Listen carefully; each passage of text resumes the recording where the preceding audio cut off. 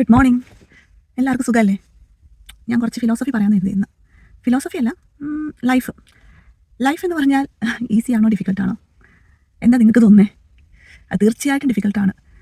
മരിച്ചു പോകാനൊക്കെ എന്ത് എളുപ്പമാണ്. ജീവിച്ച് അവസാനം വരെ എത്തുന്നതെന്ന് പറഞ്ഞാൽ അത് കഷ്ടപ്പാട് തന്നെയാണ്.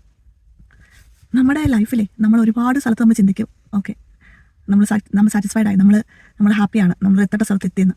പക്ഷേ പിന്നെ അവിടുന്ന് നമ്മളെ ചുഴറ്റിയെറിഞ്ഞ് നമ്മൾ നിന്നെടുത്ത് കാലിൻ്റെ അടിയിൽ മണ്ണ് മുഴുവനും വലിച്ചെടുത്ത് നമ്മളൊന്നും അല്ലാതെയാക്കി പിന്നെ ആദ്യം നിന്ന സ്ഥലത്തേക്ക് തന്നെ വലിച്ചെറിയും.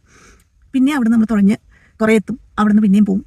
ഇതിങ്ങനെ കണ്ടിന്യൂസ് പ്രോസസ്സാണ്.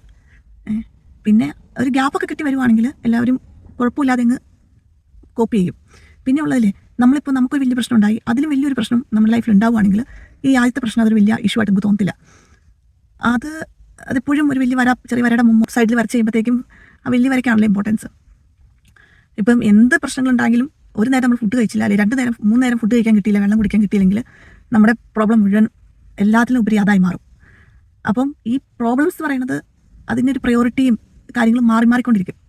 ഇപ്പം എനിക്കിപ്പോൾ ഉള്ള എൻ്റെ പ്രോബ്ലം എന്ന് പറയുന്നത് എനിക്ക് തിന്നാനും കുടിക്കാനും ഉണ്ട്, എനിക്ക് വേറെ പ്രശ്നങ്ങളൊന്നുമില്ല.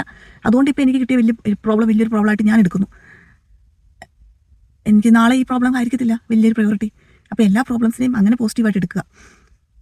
ലൈഫ് എല്ലാവർക്കും വെവ്വേറെ രീതിയിലാണ് കൊണ്ടുതരുന്ന കാര്യങ്ങൾ. ഇപ്പോൾ ഒരാളുടെ പ്രോബ്ലം ചിലപ്പോൾ റിപ്പീറ്റ് ചെയ്യാറേ ഇല്ല. ഓരോ ആൾക്കാരും ഫേസ് ചെയ്യുന്നത് ഒരു മിക്സ് ഓഫ് പാറ്റേൺ ഉണ്ട്. ബട്ട് ചില സമയത്ത് ആ പാറ്റേൺ ഒരു ഓർഡർ ഉണ്ടാവത്തില്ല.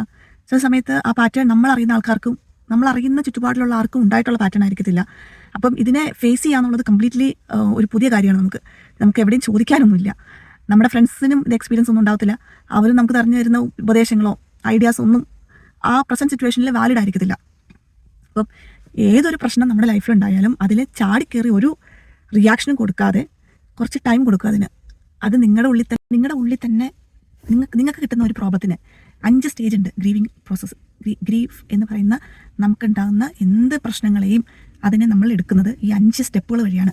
1 denial, 2 anchor, 3 bargaining, 4 depression, 5 depression അല്ലെങ്കിൽ സാഡ്നസ്, 5 അക്സെപ്റ്റൻസ്. ഈ 5 കാര്യങ്ങളും നിങ്ങളുടെ ഉള്ളിൽ തന്നെ നടക്കണം. വെളിയിലേക്ക് പുറത്തേക്ക് വിടുകയേ ചെയ്യരുത്. അതിന് നിങ്ങൾക്ക് വേണ്ടത് ഒരു ക്ലോസ്ഡ് എൻവയോൺമെൻറ്റ്, നിങ്ങളെ ശല്യപ്പെടുത്താതെ നിങ്ങൾക്ക് തന്നെ പ്രോസസ്സ് ചെയ്ത് ഇതിനെ ഇങ്ങനെ ചവച്ചരച്ച് ഈ പശുവൊക്കെ പുല്ല് കഴിച്ച് കഴിഞ്ഞിട്ട് നമ്മൾ അവിടെ പോയി ഒറ്റയ്ക്ക് കിടന്നിട്ട് ഇങ്ങനെ ചവച്ചരക്കത്തില്ലേ പിന്നെയും അതുപോലെ ഇട്ട് അരച്ച് അതിൻ്റെ പ്രോസ് കോൺസ് നമ്മളെ സൈഡിൽ പോസ്റ്റ് ചെയ്യുക, അപ്പുറത്തെ സൈഡിൽ പോസ്റ്റ് ചെയ്യുക. ഇതിനെ എല്ലാം കൂടെ താഴെത്തിട്ട് നമ്മൾ മുകളിൽ നിന്ന് നോക്കി കാണുക. വേണമെങ്കിൽ നമ്മൾ യൂണിവേഴ്സിൽ നിന്ന് വെളിയിൽ ഇറങ്ങിയിട്ട് നമ്മുടെ മൊത്തം ലോകത്തിലേക്ക് നോക്കിയിട്ട് നമ്മുടെ പ്രോബ്ലത്തിലേക്ക് നമുക്ക് നോക്കാം. ഇങ്ങനെ പല ആംഗിളിൽ നമ്മൾ ആ പ്രോബ്ലത്തിനെ കണ്ടു കഴിഞ്ഞിട്ട് അപ്പം നമ്മൾ അതിൻ്റെ ആദ്യത്തെ ഡിനയൽ സ്റ്റേജ് എന്ന് പറഞ്ഞു കഴിഞ്ഞാൽ നമ്മളിത് അക്സെപ്റ്റ് ചെയ്യുന്നേയില്ല, ഇങ്ങനൊരു സംഭവം നടന്നിട്ടില്ല. പ്രത്യേകിച്ച് മരണങ്ങളൊക്കെ, അൺഎക്സ്പെക്റ്റഡ് ഡെത്തുകൾ, ഫൈനാൻഷ്യൽ ലോസ്, നമ്മൾ പ്രതീക്ഷിക്കാത്ത ആൾക്കാർ എന്താ പറയുക ഒന്ന് കിട്ടുന്ന ബാഡ് ആയിട്ടുള്ള ട്രീറ്റ്മെൻറ്റുകൾ, ഇതൊക്കെയാണ് നോർമലി. പിന്നെ ഒരുപാട് പ്രോബ്ലംസ് എന്ന് പറയുന്നത് മനുഷ്യൻ പ്രോബ്ലംസിന് സോൾവ് ചെയ്യാനും വേണ്ടിയാണ് ലോകത്തിലേക്ക് വന്നിരിക്കുന്നത് തന്നെ. ഓരോ മനുഷ്യൻ എങ്ങനെ സോൾവ് ചെയ്യുന്നു എന്ന് വെച്ചിട്ട് ബെറ്റർ ആയിട്ടുള്ള ഐഡിയാസ് നമുക്ക് കിട്ടിക്കൊണ്ടേയിരിക്കും. വേഴ്സ് ആയിട്ടുള്ള ഐഡിയാസ് എന്തുമാത്രം ആൾക്കാരുണ്ട്, എത്ര പ്രോബ്ലംസ് ഉണ്ടായിട്ട് ആൾക്കാർക്ക് കോപ്പ് ചെയ്യാൻ പറ്റാതെ ആത്മഹത്യ ചെയ്യുന്നതും മറ്റുള്ളവരെ കൊല്ലുന്നതും ജയിലിൽ പോകുന്നതും ക്രൈമിൻ്റെ ഭാഗത്തേക്ക് തിരിയുന്നതൊക്കെ എന്തുമാത്രം എക്സാമ്പിൾ നമുക്കുണ്ട്. അല്ലാതെ പോസിറ്റീവായിട്ട് എങ്ങനെയൊക്കെ കോപ്പ് ചെയ്യാമെന്നുള്ളതാണല്ലോ നമുക്ക് നോക്കേണ്ടത്, മറ്റേ രീതിയിലല്ല നമുക്ക് പോകേണ്ടത്. അപ്പം ആദ്യത്തെ ഡിനൈൽ കംപ്ലീറ്റ്ലി നോർമലാണ്, നമുക്ക് അക്സെപ്റ്റ് ചെയ്യാൻ പറ്റുന്നില്ല, ബട്ട് അങ്ങനെ സംഭവം നമുക്കറിയാം.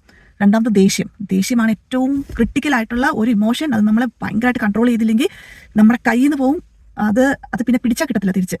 വൺസ് ഈ ദേഷ്യം കയ്യിൽ നിന്ന് പോയി നമ്മുടെ വായിന്ന് എന്തൊക്കെ പറയുന്നു, അല്ലെങ്കിൽ നമ്മൾ ഏത് സമയം എങ്ങനെ അന്നേരം റിയാക്ട് ചെയ്യുന്നു എന്നുള്ളത് മറ്റേ ആൾക്ക്, നമ്മുടെ ഓപ്പോസിറ്റ് ഇരിക്കുന്ന ആൾക്കാർക്ക്, അത് ചിലപ്പോൾ നമ്മുടെ ഭർത്താവാം, നമ്മുടെ മക്കളാവാം, നമ്മുടെ കൊലീഗ്സ് ആവാം, നമ്മുടെ ഫ്രണ്ട്സ് ആവാം, അവർക്ക് യാതൊരു ഐഡിയ ഇല്ല നമ്മൾ എങ്ങനെയാണ്, നമ്മൾ ഏത് സിറ്റുവേഷനിലാണ് ഗോ ത്രൂ ചെയ്യുന്നത്, നമ്മൾ നിൽക്കുന്നത് ഒരു മുള്ളിൻ്റെ മുകളിലാണെന്നോ ഒരു തീയുടെ മുകളിലാണെന്നോ ഒന്നും അവർക്ക് യാതൊരു ഐഡിയ ഇല്ല.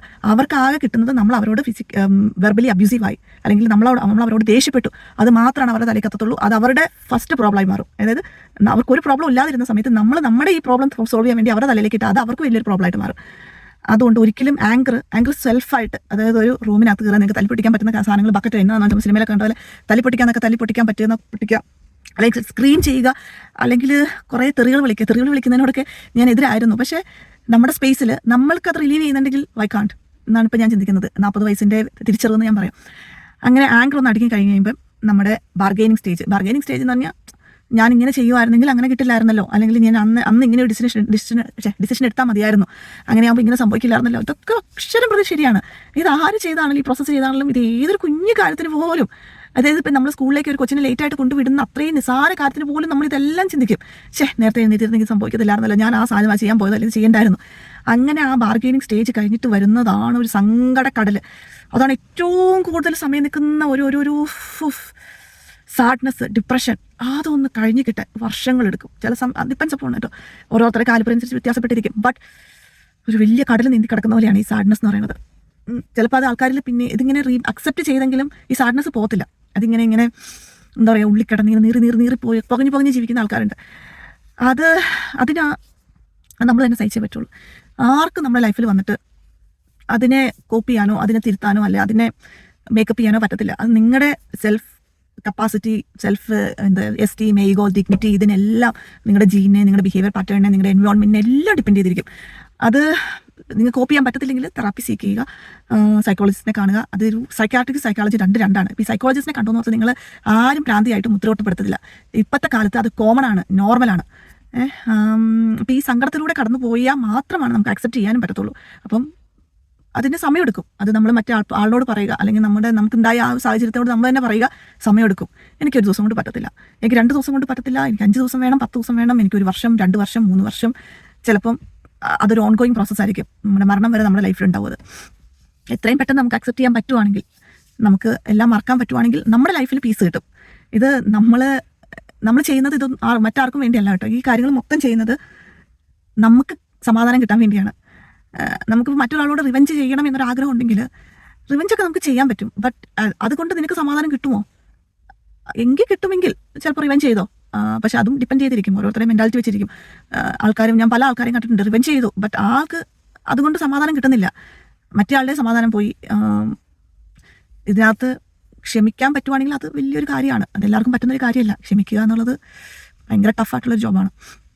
പിന്നെ നമ്മളെ ലൈഫിൽ ഇങ്ങനെ എടുത്ത് ചോദിച്ചറിയുന്നൊന്നും ആദ്യമായിട്ടുള്ള കാര്യമല്ല, എല്ലാവരുടെ ലൈഫിൽ ഉണ്ടായിട്ടുണ്ട്. നമ്മൾ ജീവിക്കുന്നതും അല്ലെങ്കിൽ ഈ ലോകത്തേക്ക് വന്നത് തന്നെ ഇതുപോലത്തെ പ്രോബ്ലംസിനെ ഫേസ് ചെയ്യാനും അതിനെ കോപ്പി ചെയ്യാനും വേണ്ടിയുള്ള മെക്കാനിസം ഒക്കെ തലയിൽ വെച്ചുകൊണ്ട് തന്നെയാണ്. ഇപ്പോൾ പ്രോബ്ലംസ് ഇല്ലാത്ത ഒരു മനുഷ്യൻ പോലും ഇല്ല. ഓരോരുത്തർക്കുള്ള പ്രോബ്ലംസ് വ്യത്യാസമാണ്. ആരെങ്കിലും വന്ന് പറയുകയാണ് നിങ്ങളോട് എൻ്റെ പ്രോബ്ലം ആണ് എല്ലാത്തിലും വലുതെന്ന് പറഞ്ഞു കഴിഞ്ഞാൽ ഒരു ചിരിച്ച് അവരെ ഇഗ്നോർ ചെയ്ത് വിടുക. കാരണം അങ്ങനെ ഒരു സംഭവം ഇല്ല. ഇപ്പം എനിക്ക് ഡീൽ ചെയ്യാൻ പറ്റുന്ന ഒരു പ്രോബ്ലം എൻ്റെ അപ്പുറത്തിരിക്കുന്നവർക്ക് ഡീൽ ചെയ്യാൻ പറ്റത്തില്ല. കാരണം അവരുടെ സെൻസിറ്റിവിറ്റിയും അവർക്കതിനെ കോപ്പി ചെയ്യാനുള്ള മെക്കാനിസവും അവർ വ്യത്യസ്തമാണ്. ഇത്രയേ ഉള്ളൂ കേട്ടോ. ഫോണിൽ സ്പേസ് ഇല്ല. ക്ലിയർ ചെയ്ത് ഞാൻ മടുത്തു. എനിക്ക് വീട്ടിൽ ചെന്ന് പ്രോപ്പറായിട്ട് ക്ലീൻ ചെയ്തിട്ട് വേറെ ദിവസം വരാം. അപ്പോൾ എല്ലാവരും സന്തോഷമായിട്ടിരിക്കുക, ഈ സ്റ്റേറ്റ്സ് മറന്നു പോകാതിരിക്കുക. ഇത് നോർമലാണ്. അതുപോലെ